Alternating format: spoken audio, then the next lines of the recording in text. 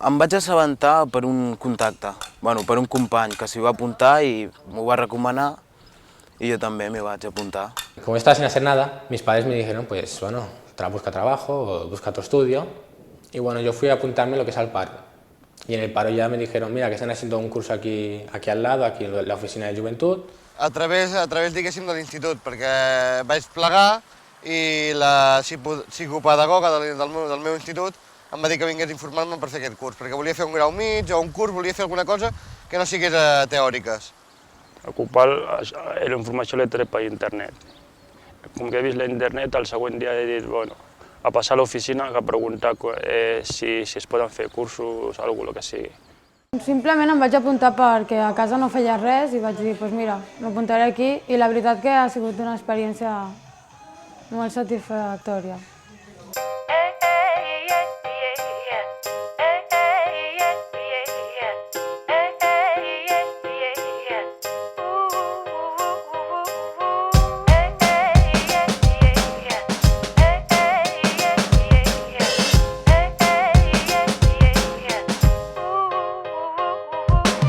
L'Ocupal és un projecte de formació professionalitzadora per a joves de 16 a 19 anys. Un programa en el que els joves que no treballen i no estudien poden aprendre un ofici i trobar feina.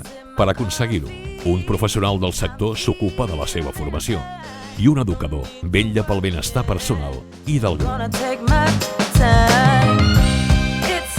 Nosaltres, la nostra feina és ensenyar-los una mica el que és l'ofici, ensenyar-los una mica els hàbits de treball.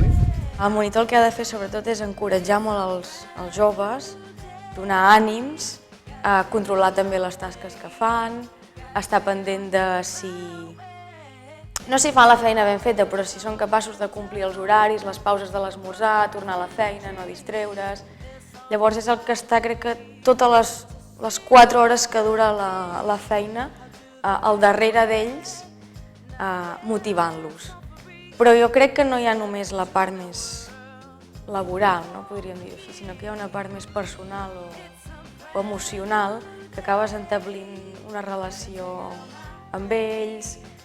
El dia que fan tard preguntes per què, al principi del projecte no t'ho expliquen, però després vas entrant i al final acabes veient que darrere de cada persona hi ha una història i que no és fàcil per ells arribar fins aquí. I jo crec que la tasca del monitor és empatitzar amb aquesta part més personal. No m'esperava tan bon rotllo, no m'esperava que em fessin la feina tan fàcil, que és que jo, de fet, no vinc a treballar, jo vinc a passar-m'ho bé i estic convençut que molts d'aquests nanos també venen a passar-s'ho bé. Arribem al dematí i d'acord que després anem a treballar i fem la feina que hem de fer i la fem sempre molt bé i sempre també l'acabem. Però bueno, arribes al dematí i ja te'n vas a fer la partida del futbolín, arribes al cotxe, parles amb ells, que sí que ha fet el Barça, que sí que ha fet el Madrid, que sí que li agrada aquest videojoc, que li agrada l'altre, o sí que aquesta noia m'ha mirat, l'altre... Realment no és venir a treballar.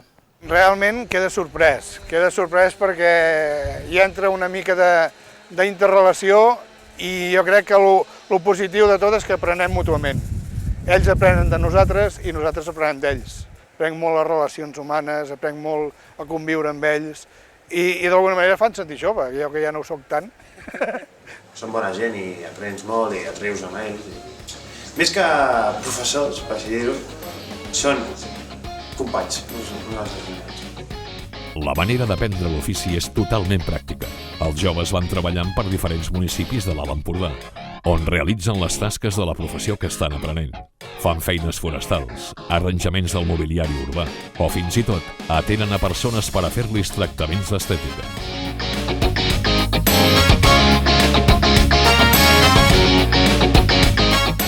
El que estic aprenent, àmbits de treball. El més important, àmbits, tenir sempre el lloc net, ordenat, respectar els companys. M'he après les coses bàsiques en un temps que no pensava que ho podria fer, però sí. Fem podes, fem neteges de muntanya, amb les desbrossadores, amb els xerracs, etc. Jo no sabia quin era l'aspecte per fer entrevistes i com s'ha d'anar, quin presentació has de portar, com has de preparar el teu currículum i tot això. Tot això he après aquí. Abans d'entrar tenia una vida molt rutinària, no? M'aixecava pel matí, m'aixecava tard, no feia res, per la tarda també. O sigui, estava tot el dia sense fer res. Sí, en realitat fem una mica de funció social, perquè bona part de la gent que tenim, com aquell que diu, es van marginant de la societat, pleguen els estudis i van quedant una mica fora del que és la societat. Els ajuda molt sobretot això, en que ells al final pensen que són capaços de fer-ho. Potser és perquè el missatge que han rebut fins ara és no ho saps fer, no ets capaç, no arribaràs mai a fer això. Molts són cara de canó del fracàs escolar, molts no han acabat els estudis primaris i crec que des d'aquí, és a dir, pots fer-ho, ets capaç, és veritat que comporta un esforç perquè res és gratuït, però igual que els altres hem sigut capaços d'arribar allà on te volíem, tu també ho pots aconseguir. En verdad es algo que le hace falta a los jóvenes. Los jóvenes necesitan tener algo por lo que comenzar en la vida. Y sé que el Ocupal es una manera de hacerlo, ¿sabes?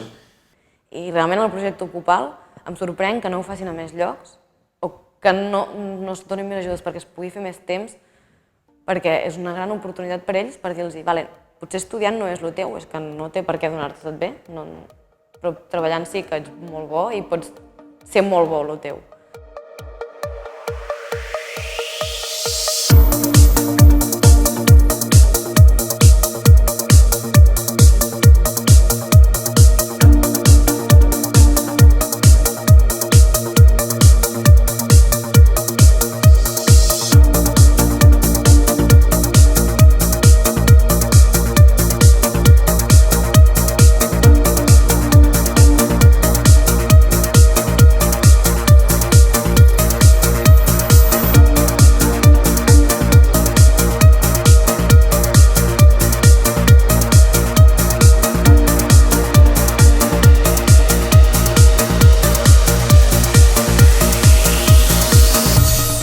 Per a complementar la formació, es donen les eines necessàries per a que els joves millorin les seves habilitats i es formin en diversos àmbits. Es realitzen currículums, fan entrevistes de feina, xerrades sobre hàbits saludables, tallers de mobilitat segura, cursos de manipulador d'aliments i prevenció de riscos laborals, etc.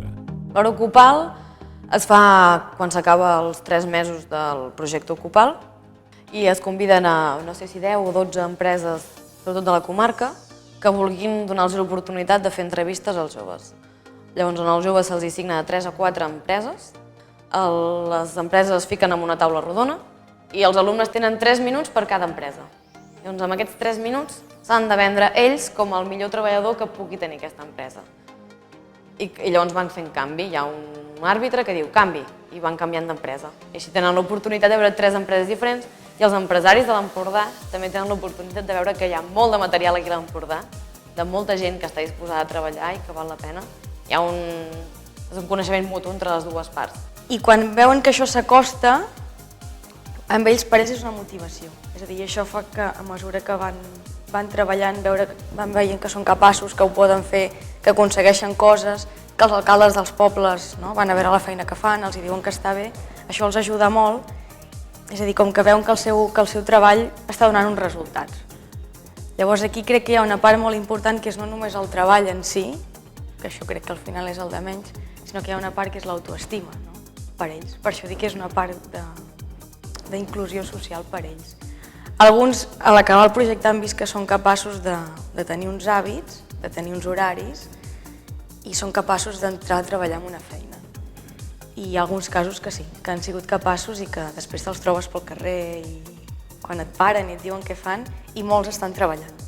És supersatisfactori trobar-te'ls i dir «Ei, Maria, que saps que tinc 2 feines i estic fent un curs ara mateix de planxisteria» i molt bé, potser no és l'Ocupal el que els hi ha fet d'arribar fins aquí, no és que l'Ocupal els hagi trobat la feina o els hagi trobat el curs, però haver estat 3 mesos ocupats veient que poden arribar a fer alguna cosa, i si com a monitor o com a professional fas bé la teva tasca i els motives, ells sols després se'n donen compte de que, ostres, fent alguna cosa soc bo, puc fer coses, realment val la pena. Quan es preparen les entrevistes és jo no sé què he de dir, jo no tinc res, no sé què explicar-los de positiu perquè no tinc res que els hi pugui explicar, no em puc vendre, i tu, com a monitor, els has de dir, no, tots tenim coses positives, coses negatives també, i per tant aquestes coses positives és el moment que demostris que les tens i són capaços. Al final, estirant, apretant i donant suport, ho aconsegueixen. Per tant, sí que crec que hi ha una part de creixement personal al darrere.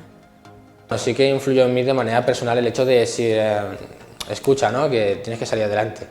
Porque yo acabé la ESO, dejé un ciclo formativo que empecé y estaba yo en lo que te dije antes, sin ni estudiar ni trabajar. Entonces aproveché esta oportunidad y pues aproveché. Estaban conmigo, me decían que tenía que seguir adelante, que tenía que hacer cosas y bueno, hoy en día, como he dicho anteriormente, estoy trabajando de vigilante de seguridad y estoy estudiando un ciclo formativo que ya lo estoy acabando.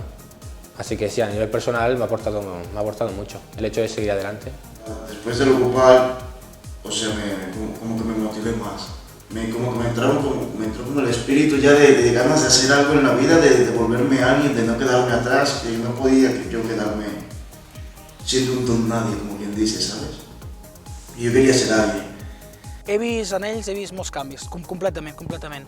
Ara mateix, en ment, un dels nois, al començament tenia moltes dificultats per relacionar-se amb els companys, entrava als dematins ajupit, amb el cap baix, mirada baixa, pensant que es ficarien amb ell, i ha anat veient que els seus companys no són companys, sinó que són amics, ningú es fica amb ell, i ara ha aconseguit sortir endavant, perquè aquest noi, des del meu punt de vista, al moment que jo el vaig conèixer, tenia dificultats per relacionar-se amb els altres i ara ja no les té. Jo em quedaria que vaig deixant amics per darrere. Em troben moltes vegades pel carrer, em venen a saludar, em venen a parlar, vull dir, tenen un record, jo crec que inoblidable d'aquest temps que han passat amb nosaltres.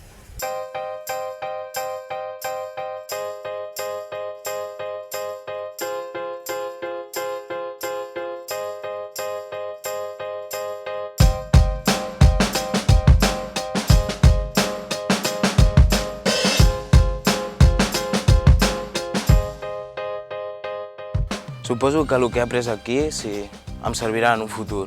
És un puesto que aprendràs exactament com s'han de fer servir les màquines, tindràs un professor molt bo i un monitor que espero que sigui el mateix que tinc jo.